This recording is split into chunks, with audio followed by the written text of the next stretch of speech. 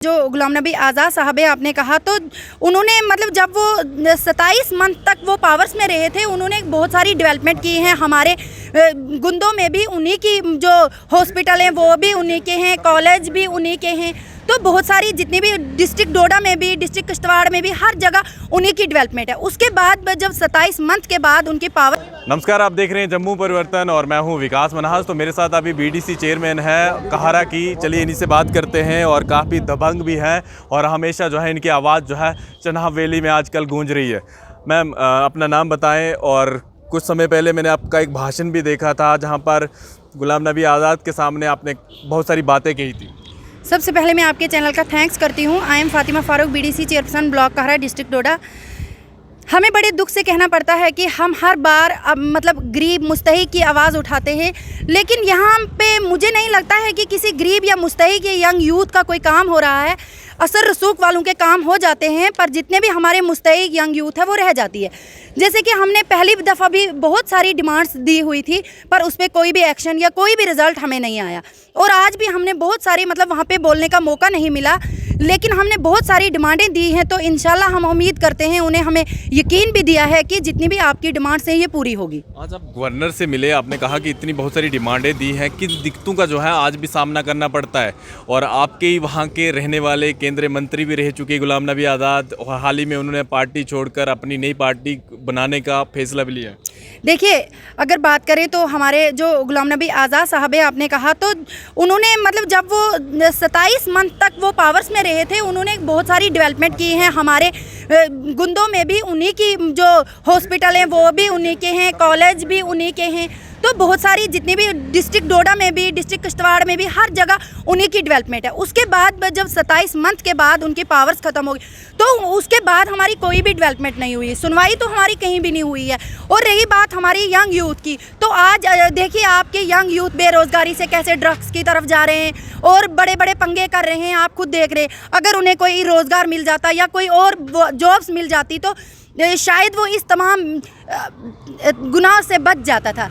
तो रही बात हमारी एलजी साहब से, तो एलजी साहब से हमारी यहाँ पे मतलब फ़ेस टू फेस बात नहीं हो पाई क्योंकि टाइम कम था। हमने रिटर्न में अपनी जितनी भी हमारी मुश्किलातें हैं, वो फिर रोड की हो या लाइट्स की हो या फिर हायर सेकेंडरी स्कूल में स्टाफ नहीं है, मिडिल स्कूलों में स्टाफ नहीं है, फिर हमारी जितने भी। मैं एक चीज़ रोकना चाहूँगा, आपसे मिलना क्यों नहीं हुआ? 3 टायर सिस्टम है और पंचायती राज को जो है इतना बड़ा बढ़ावा भी दिया गया, चाहे बैक टू विलेज हो, फिर आपका पंचायती राज में मतलब कि आपको तो बहुत बड़ा ओहदा भी दिया गया, चाहे सरपंच हो, बीडीसी हो, डीडीसी हो, तमाम लोग। नहीं, ओहदा तो हमें दिया गया है। हमारे मतलब बातों से या किताबों से तो हमें ओहदे बहुत बड़े बड़े दिए गए हैं, बट ग्राउंड लेवल पे कोई सुनवाई नहीं है। हमें अंदर टोटल एक आदमी ने बोला है, बीडीसी की तरफ से एक आदमी बोलेगा और डीडीसी की तरफ से एक आदमी बोलेगा। और अब एक डिस्ट्रिक्ट का जो डीडीसी मेंबर है वो तो बोलेगा पूरे डिस्ट्रिक्ट का, लेकिन जो बीडीसी है वो अब तमाम ब्लॉक्स की तो प्रॉब्लम नहीं ना समझ सकता है। अब मेरी ब्लॉक्स की क्या प्रॉब्लम है वो दूसरे बीडीसी को तो नहीं समझ आएंगी, क्योंकि ग्राउंड लेवल पे हम देखते हैं।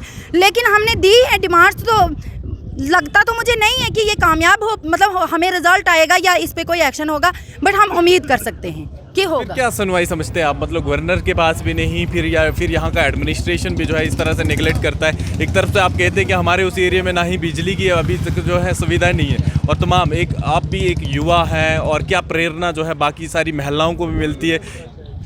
देखिए, प्रधानमंत्री जी का हम तो थैंक्स करते हैं कि उन्होंने लेडीज़ को रिजर्वेशन दी, तभी हम इस स्टेज पे हैं। लेकिन एक तरफ से हम दुख भी करते हैं कि देखिए, पहले जो सिलेंडर था तो वो 400 का था या 500 का था, आज वो 1200 का है। फिर कहते हैं मौजूदा सरकार की हमने गैस कनेक्शन दिए। तो मैं आपके माध्यम से पूछना चाहती हूँ, जब आपने गैस कनेक्शन दिया तो जो दिन में 300 या 500 रुपये कमाते हैं तो वो उसमें फूक मत भरेंगे, उसमें 1200 रुपये का कहाँ से वो हवा ला के भरेंगे? तो महंगाई देखिए या बेरोज़गारी देखिए, तो इससे हम बहुत तंग आ चुके हैं। रही बात रिजर्वेशन की, इसकी तरफ से हम उनको सल्यूट करते हैं, लेकिन महंगाई से, बेरोज़गारी से। लास्टली चीज़, आपके वहाँ के एरिया में आप कोई इस तरह की डिपार्टमेंट की कोई स्कीमें वहाँ तक पहुँचाने की कोशिश भी कर रही हैं, मतलब बच्चों तक, या फिर जितनी भी छोटी छोटी लड़कियाँ हैं जो पढ़ाई छोड़ चुकी हैं, पढ़ाई करने के बाद, क्योंकि गवर्नमेंट बहुत सारी स्कीमें निकालती है। नहीं, वहाँ पे जितनी भी हमारी यंग यूथ है, मेरी ब्लॉक्स कहारा में तो ऐसा कुछ भी नहीं हुआ है कि जो मतलब वहाँ तो MA करके भी बैठी हुई है, PhD करके भी मेरी यंग यूथ बैठी हुई है। कोई भी स्कीम कोई भी फ़ायदा मेरी यंग यूथ को नहीं हुआ है। मिल रहा है मतलब अब आपका ओहदा भी है वहाँ पर और कम से कम आपने तो यहाँ से अवेयर करके उन तक पहुँचाने की नहीं, बाकी अगर हम देखें कि हमारे ब्लॉक्स, मेरी ब्लॉक्स में सिलाई सेंटर कोई नहीं है, बाकी टेलरिंग सेंटर कोई भी नहीं है, तो जितनी भी मेरी यंग यूथ है, बाकी तो हमारी मौजूदा सरकार ने तो कोई ऐसी पोस्ट नहीं निकाली है कि कोई भर्ती हो जाए या फिर कि कहीं भी जॉब लग सके, वो तो नहीं है। बाकी जितनी भी लड़कियों ने कोई अपना कसब सीखा हुआ है, वो वहाँ तक उनको कोई भी फैसिलिटीज़ नहीं है। चलिए, ये बीडीसी चेयरमैन जो है कहारा की हैं और तमाम अपनी समस्या लेकर जो है गवर्नर के पास गई थी और बहुत सारी चीज़ें इन्होंने कहा कि लेटर में लिख के वहाँ पर दे दिया है। उम्मीद करेंगे कि जल्दी से जो है इनका हल भी ढूंढा जाए। फिलहाल देखते रहिए जम्मू परिवर्तन। मैं विकास मन्हास, डोडा।